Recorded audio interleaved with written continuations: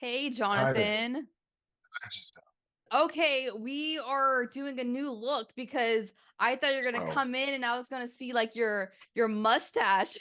I shaved last night, and one of my friends asked, "Are you in crisis? Should I be concerned?" And I was like, I don't think so. Let me think about that though. So It looks maybe I'm in good. No, crisis. no. But I've always been a person that's like always into clean shave. So anyway, I'm glad that I'm talking to you. I feel like the universe was putting me in your direction because I've seen you twice already. I saw you when you supported Vision Video at the bottom of the hill. And then the second time, and I like that you're wearing a Twin Tribe shirt because I saw you with Twin Tribes at the chapel, which I do see you're going to be playing, I believe, next month. So like a full circle. Now you're headlining. Just seeing you and your band, I just knew you're just going to rise. It's just like, oh my gosh, like this is not an opener. This is going to be a headliner soon. And like I said, you're going to be playing at the chapel, I believe, on July 30th. And you did an interview with Spin, and I like what you said that when it comes to your performance, you have to make sure it's not performative. And I want to know with your upcoming shows, especially when you come back to San Francisco, like what can we expect differently from the last time? I'm a little frightened of this tour, to be honest, just because of how hard I feel like we're gonna go. Um, because when you're opening, you're trying to prove something, you're trying to catch people off guard who don't know you, and you want them to remember you when they leave. It's a different sort of thing when you're headlining, and a headline tour is like a party for you and your friends. And that's kind of like how I look at it. And I feel like with everything that's going on with this band, having a new record coming out, and then the European tour after that, I feel like uh, it's just going to be the craziest parties every night of this tour. Not as far as like substances or anything, but just like the energy of just celebrate of like celebration. I feel like this tour is going to feel like a celebration, at least for me. That's fantastic. And I know that you already have opening bands coming up. So when I saw you with Twin Tribes, I interviewed this local Bay Area band. They're called Overgrown, and they're very synthwave as well. And they opened up for that British rock band Kasabian. We were at the same show before I got to interview them. So it's like, what? We have the same taste in music. They went to see your set, and they're like, oh my gosh, Urban, he goes so freaking hard. And so they said they would love to open for you. So if you ever do come back to the Bay Area, you need an opener, I will send you their Okay, information. please do, please do. And I talked to Twin Tribes. I think you're also friends with a San Diego band called Glass Spells. Um, Yeah, yeah, right. It's all like inner circle. yeah, yeah. Small world, but for the longest time we've had the homogenous narrative that white Euro bands dominated the dark synthwave scene and that genre, and we're seeing more different cultures, different people of color and backgrounds diving into their feet, playing that music. What else do you want to see change or evolve within the music scene? Well, I would like to continue seeing more representation.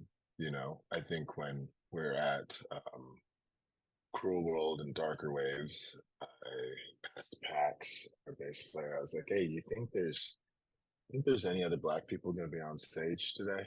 And he was like, "Probably not." I was like, it's sad, but at the same time, it's also very cool. We feel very blessed and special and lucky that we get to be, the representation, at least at that uh, festival. I will say at Darker Waves, the Iggy Pop, his backing band, has a lot of black members in it. So there were black people on stage, not a lot of black front people, but yeah, I'd like to see more representation. I would definitely like to see, we did a pride post last week on our IG, and I was a little horrified at some of the comments that and just misinformation and stuff there. As far as people's responses to it, I think we lost like 100 followers for posting, but I know. We gained them back quickly, but it was just like That's good. Yeah, it was just very like, okay, y'all, like, I don't know. I want to see, more presence of mind, more empathy. For the most part, this scene, this genre is very much like that. But I don't know. Dusty does it pretty well with Vision Video. He's very soapboxy, but that's his thing, It's I think it is important that as we become more aware of kind of the injustices in the world, I think we need to do something about it and we need to talk about it and not just be the escapist. I think escapism is very important. There's a time and a place for it, but I think I would like to see more art within our genre with purpose, you know.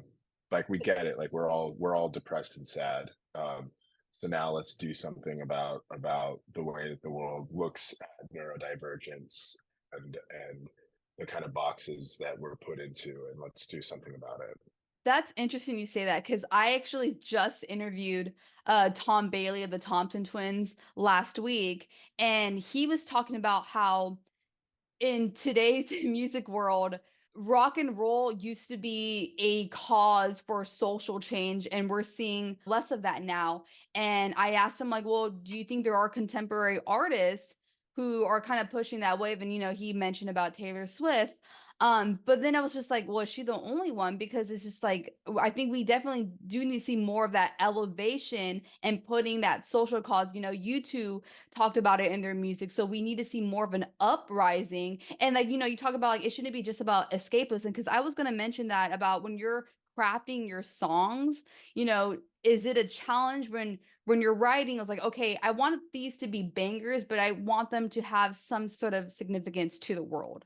No, it's actually really easy because making a banger or something that slaps has more, to me at least, has more to do with the beat and the bass line and having vocals that the consonants and the vowel sounds feel fun and sexy to say, right? Regardless of meaning. So if you can have it mean something, that's like your job as an artist is to take that kind of template and then actually put something of worth in there. It doesn't necessarily have to be like a protest song, but it should mean something. You have an opportunity to say something beyond just, oh, these two words rhyme, and it's easy for people to remember.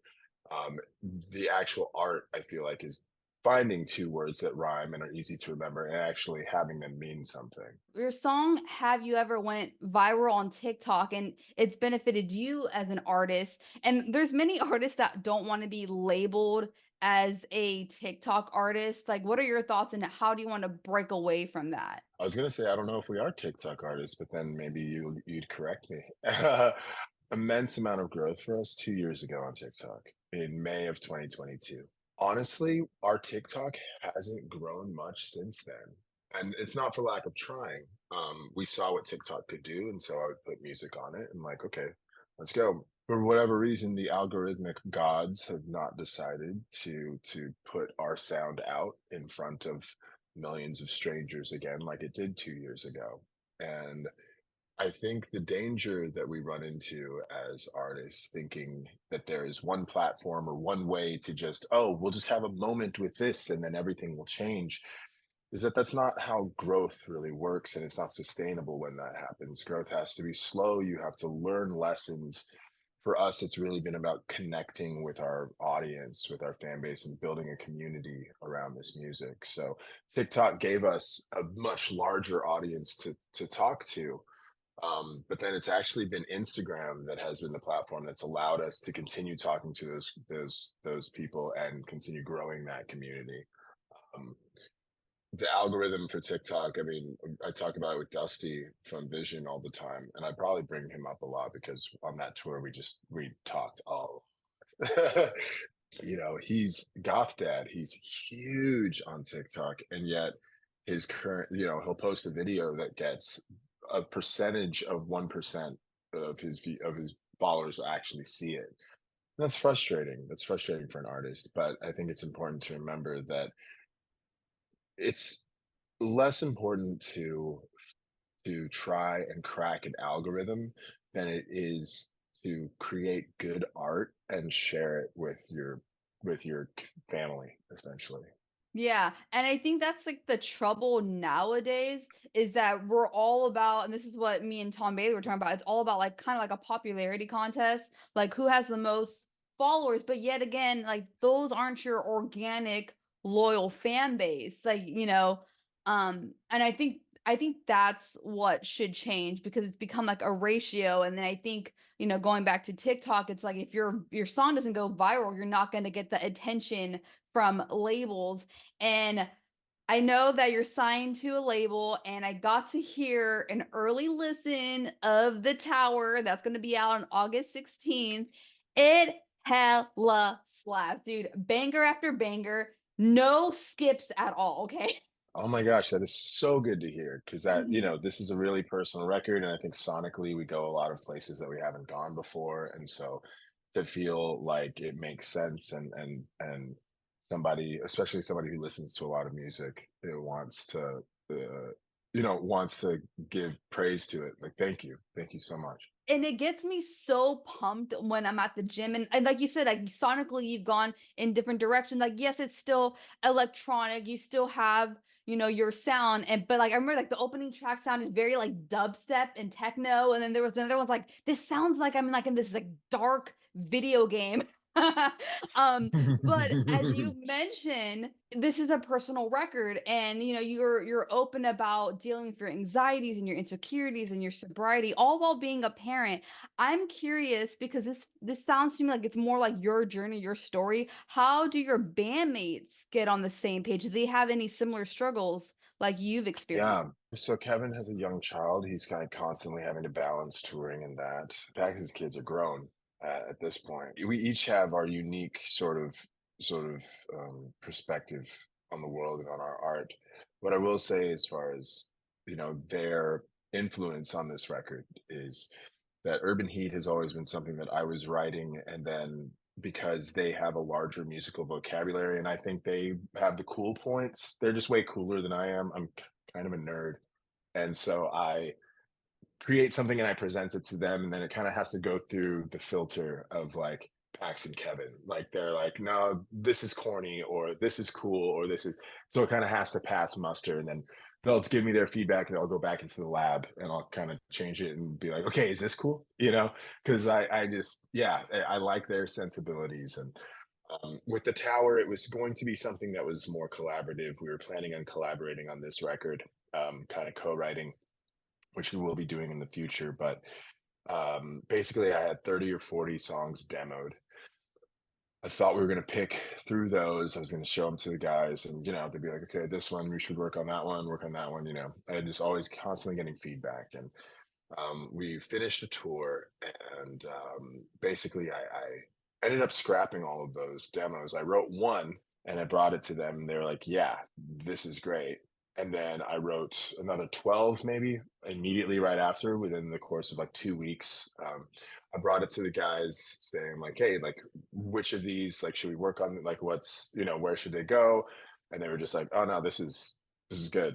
That's the record." We ended up dropping a couple, just figuring out which ones fit and everything. But yeah, so this thing is just like a slice of time and space, and an emotional sort of statement and moment just right then, which is also funny to do now because it's been a while since the record's been written.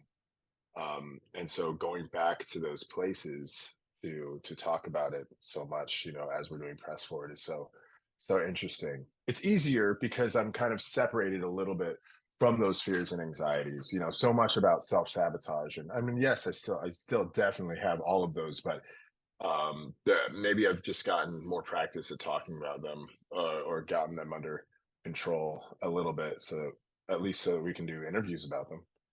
Yeah, because I think you started writing this back in 2022. So I felt like you've outgrown or you become more comfortable of who you are. Because you even talk about like having stage fright, which I do not believe. I've seen you twice, Jonathan. You're a parent, do your kids like, is it hard for them to see you like go on tour or kind of be away for a while? So my 3-year-old, she struggles with it. I mean, they both do. My 3-year-old just always Coco just always wants to be held. She's just a little sweetheart. My 6-year-old, it's interesting because she's getting more and more of an understanding of what I do in the world is a little bit different than what a lot of other dads do. And she also recognizes that that's how I make my money. And she's recognizing how money plays into things in life. I have a small studio apartment here in Austin, and they stay with me half the time. We were talking about apartment towers downtown, and she's like, "Well, why are they all covered in glass?" And I was, like, people like their views, and like, and she was like, "You want to live in one of those, don't you?" And I was like, "Yeah, someday I would like a downtown like condo. Yeah, I think that'd be great." And she's like, "Well, why don't you just go on more tour until you can come back and get one?"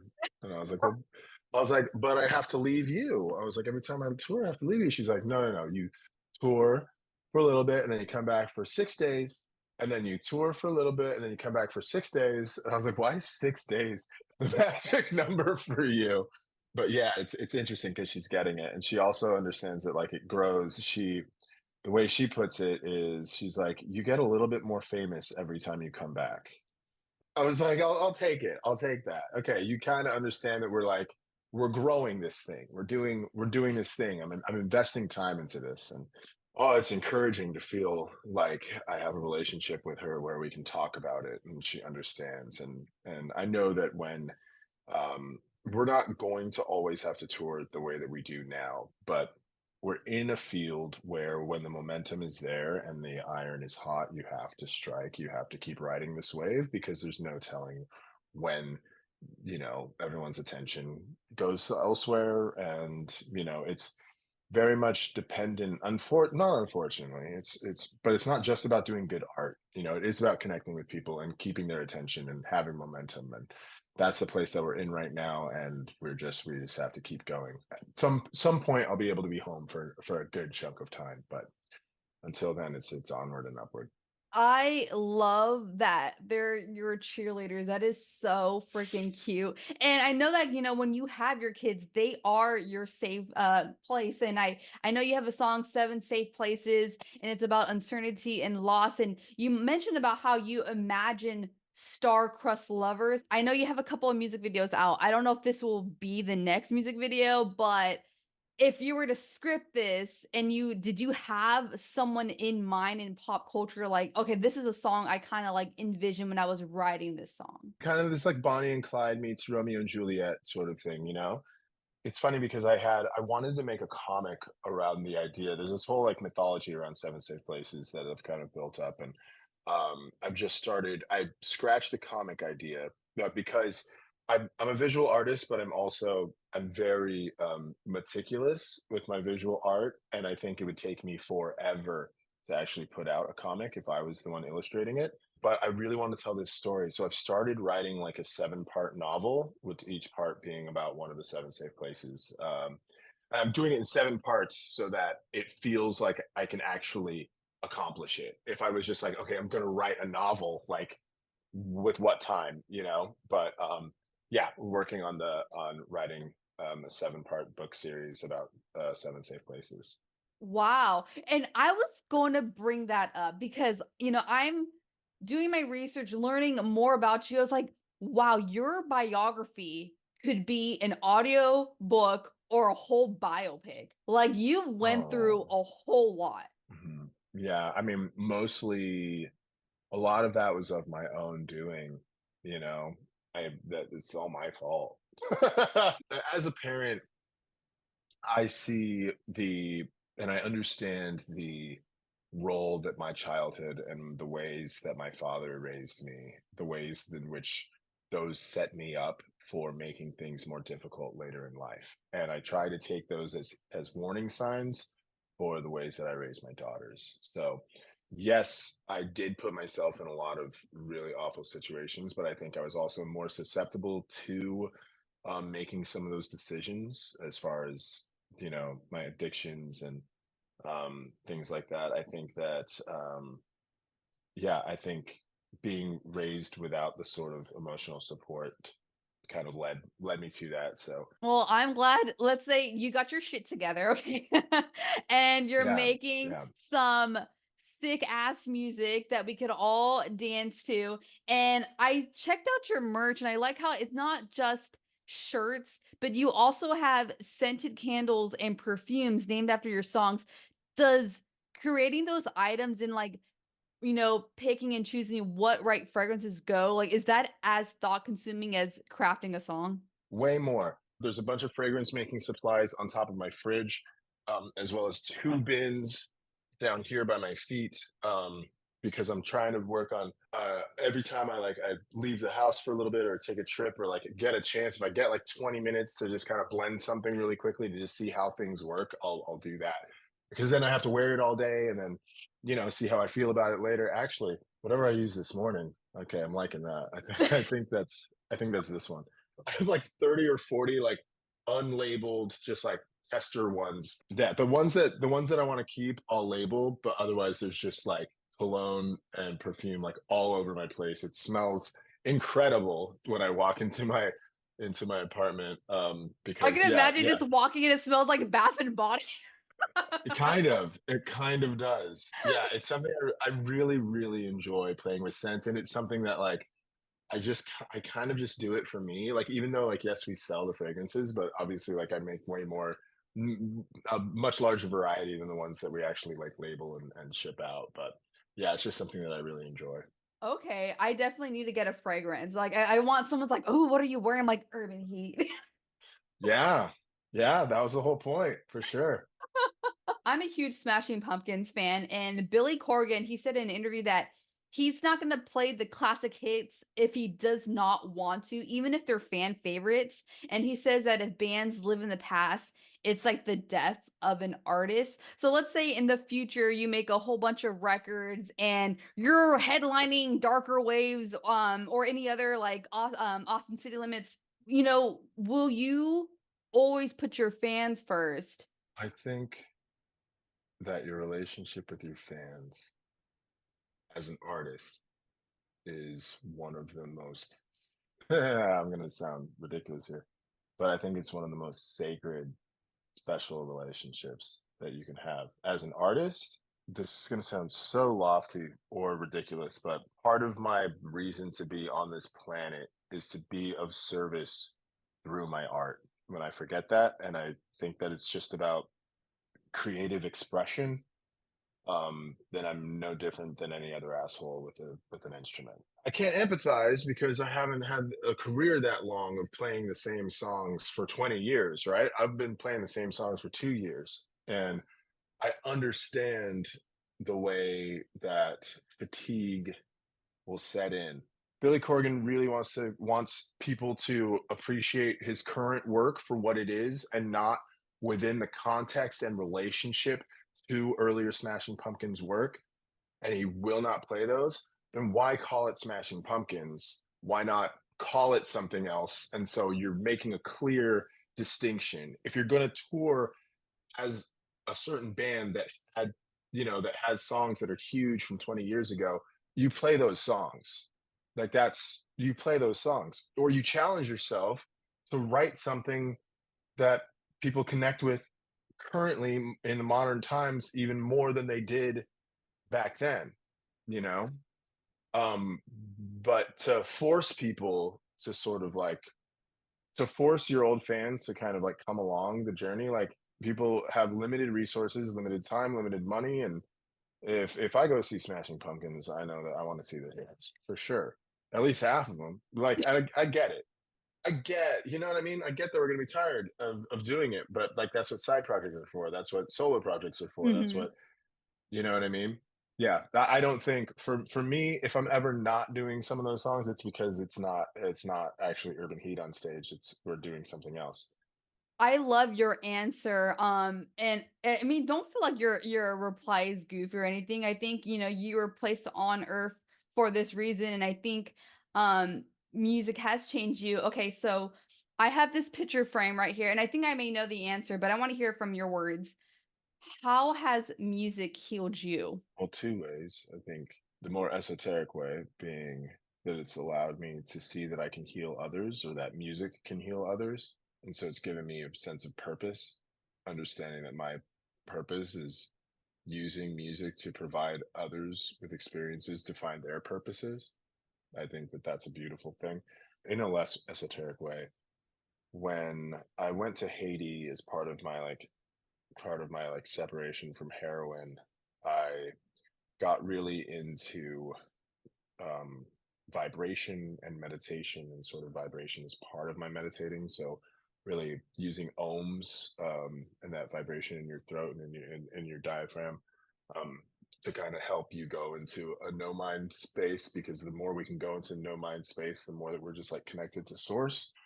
Um, and that kind of led me to synthesizers. It was actually like sound vibration is healing. It just is physically healing when we're able to vibrate at a certain frequency. Like it can provide us calm, it can provide us healing, it can provide us trauma, it can, but everything, all matter, all our entire existence and experience is about vibration. And um I can't fully wrap my mind around that, but attempting and getting um close to that truth, like that's everything, that's healing, that's, yeah, it provides calm, it provides everything, and a reminder of the beauty of all of it, I guess. Lenny Kravitz, he turned 60 years old and he is all about fitness. He says it helps with his spirituality and keeping his, body and mind aligned and stuff.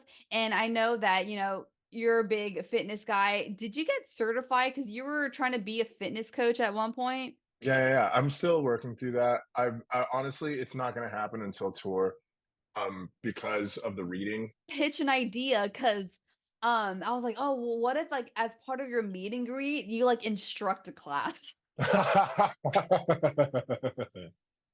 Yeah, as long as people actually did it with me and didn't just like take pictures. I would 100% do it with you. I want to know if you were in a karate dojo, and this is based off, I saw that you had a Karate Kid shirt. Which dojo would you belong to? Cobra Kai, Miyagi-Do, or Eagle Fang if you watch the series? I'm so sorry. I started the first episode, and life happened. I'm so sorry. Well, tell me, where do you think I would be? Where I think you would be, I would think you would probably be a Miyagi-Do. See, just knowing the movies, that's what I was gonna say, but I didn't want to. You know what I mean? Because like Miyagi just Mhm. vibes more wholesome, more my vibe. Yeah. And I know back in school, you took a journalism class, and I work at a news station. So if you could come up with a news headline, what would it be? World revolution begins.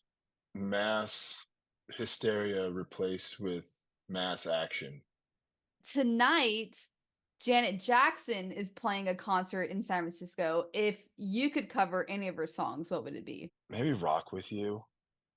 I was gonna say All for You, because that's the first Janet Jackson song that came up, which would be really fun. She did a song with Missy Elliott. See, now you're gonna, when we get off here, I'm gonna just like start going through Janet Jackson's discography.